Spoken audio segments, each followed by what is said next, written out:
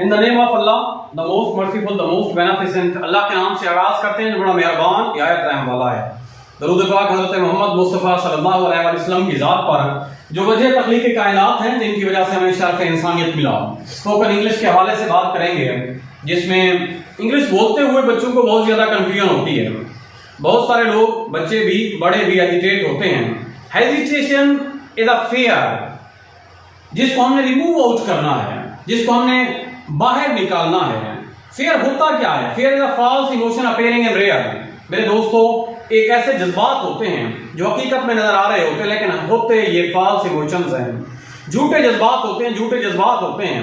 ये नजर कुछ नहीं आते, हकीकत में होते कुछ नहीं लेकिन नजर आ रहे होते हैं, जिसकी वजह से बहुत सारे लोग फंबल हो जाते हैं और बहुत सारे लोगों का कॉन्फिडेंस लेवल जो होता है वो बूस्ट अप नहीं होता। याद रखिएगा, face the music, face the reality. If you face the reality, nothing will happen to you and you will be going to get success. आइए हम इस लेक्चर का आगाज करते हैं, सीरीज का आगाज करते हैं। लेसन नंबर 1 है, as we know that every language start from the alphabets.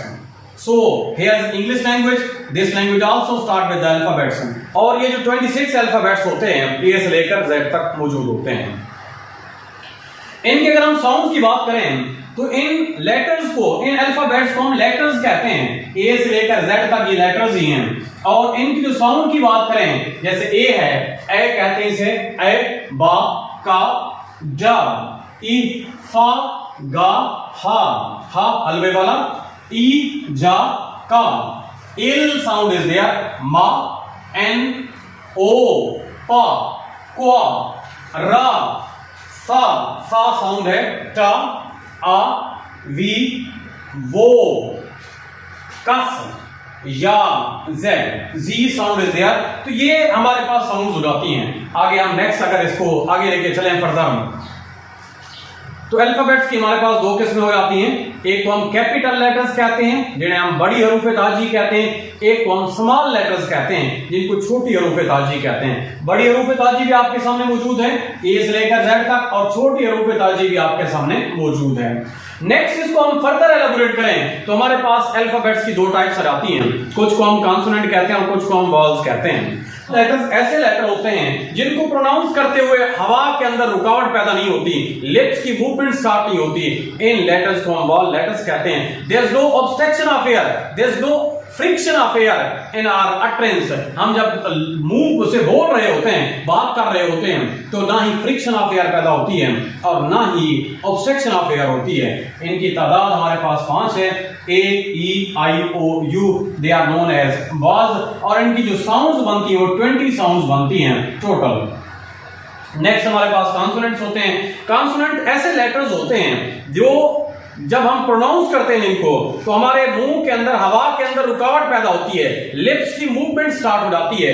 इनको हम कॉन्सोनेंट कहते हैं। कॉन्सोनेंट की टोटल तादाद जो होती है 21 होती है और 21 से 24 साउंड्स बनती हैं। कॉन्सोनेंट हमारे पास B, C, D, F, G, H, J, K, L, M, N, P, Q, R, S, T, V, W, X, Y और जी है।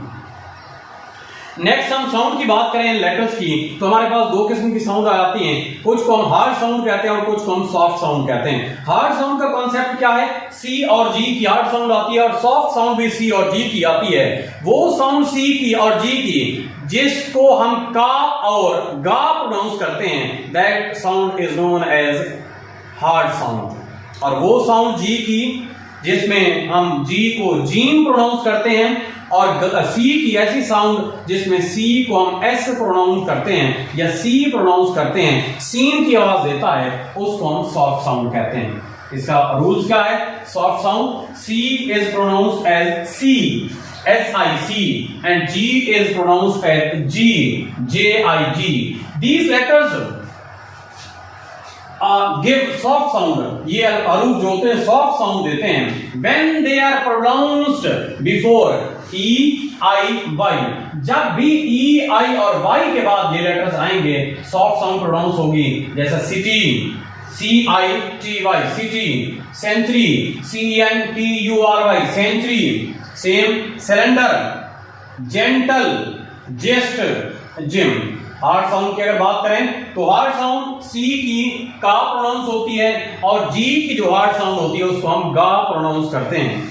कब होती है हार्ड साउंड? सी और जी की हार्ड साउंड उस वक्त होती है जब ये ए, ओ और यू से पहले इस्तेमाल होते हैं। अगर ए से पहले आएगा, ओ से पहले आएगा और यू से पहले सी आएगा तो का प्रोनाउंस होगा। और सेम केस अगर ए से पहले जी आएगा, ओ से पहले जी आएगा या यू से पहले जी आएगा तो ये गा प्रोनाउंस होगा। As cat, C H cat, coal, coal, cut and gate, goat, gun. Last session vocabulary का जिसमें हमने एक वर्ड वोकैबुलरी का डेली करना है। Ability is a word, ability सलाहियत कहते हैं इसे। इसकी डेफिनेशन है having ability to do something, किसी काम करने की जो सलाहियत है, किसी काम को करने की जो परफॉर्मेंस करने की जो सलाहियत होती है, that is known as ability, उसे एबिलिटी कहते हैं। Synonyms aptitude, power, skill, competency. Antonym importance, incompetence, weakness.